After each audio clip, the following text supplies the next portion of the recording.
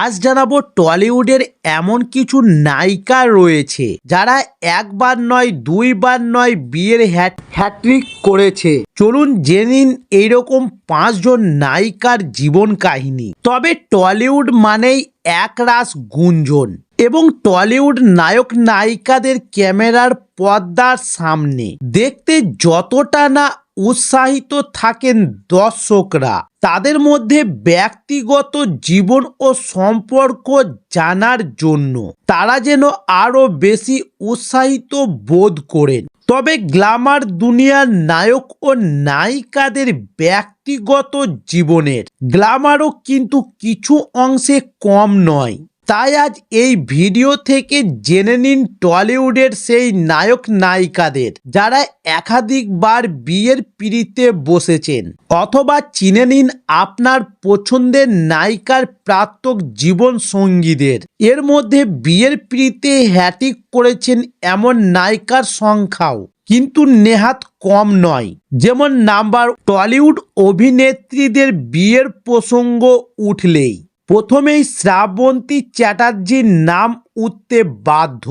একবার নয় দুইবার নয়, শ্রাবন্তী চ্যাটার্জি গুনে গুনে এখনো পর্যন্ত 3 বার বিয়ের পিঁড়িতে বসে পড়েছেন।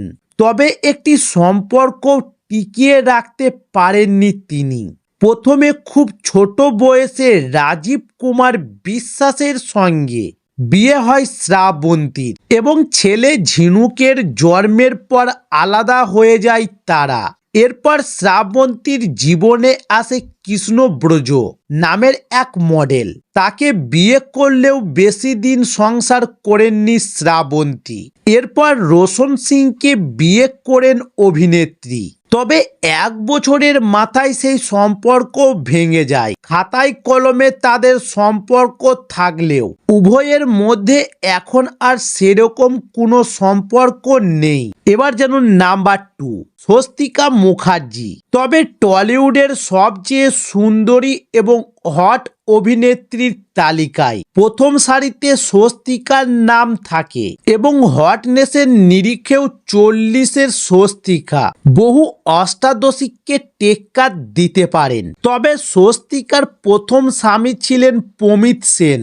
1998 সালে তারা বিবাহ বন্ধনে আবদ্ধ হন এবং 2004 সালে স্বস্তিকার সঙ্গে টলিউড সুপারস্টার জিতের সম্পর্ক নিয়ে ব্যাপক শোরগোল পড়ে যায় টলিউডে।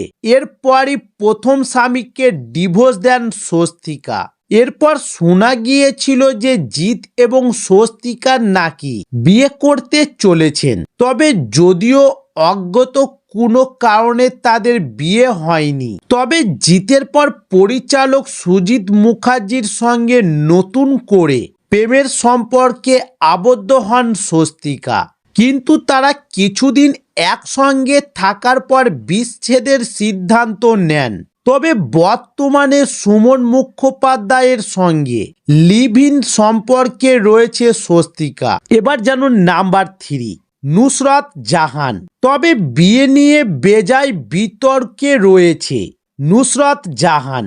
2019 সালে তুরস্কের বেডরুম শহরে ধুমধাম করে নিখিলকে বিয়ে করেছিলেন নুসরাত জাহান। কিন্তু ঠিক 1 বছরের মাথায় তাদের সম্পর্ক ভেঙে যায়।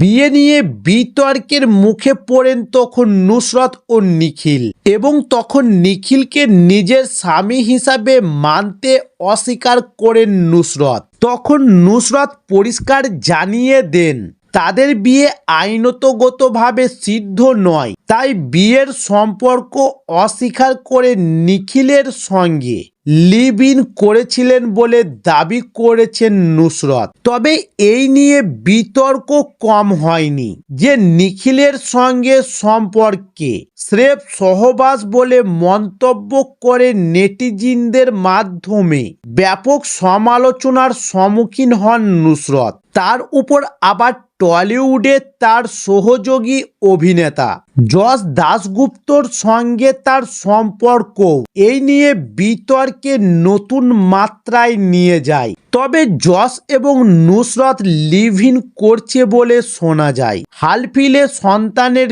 জন্মও দিয়েছেন অভিনেত্রী। যশকেই এই সন্তানের বাবা বলে মানাচ্ছেন নেটিজিনরা।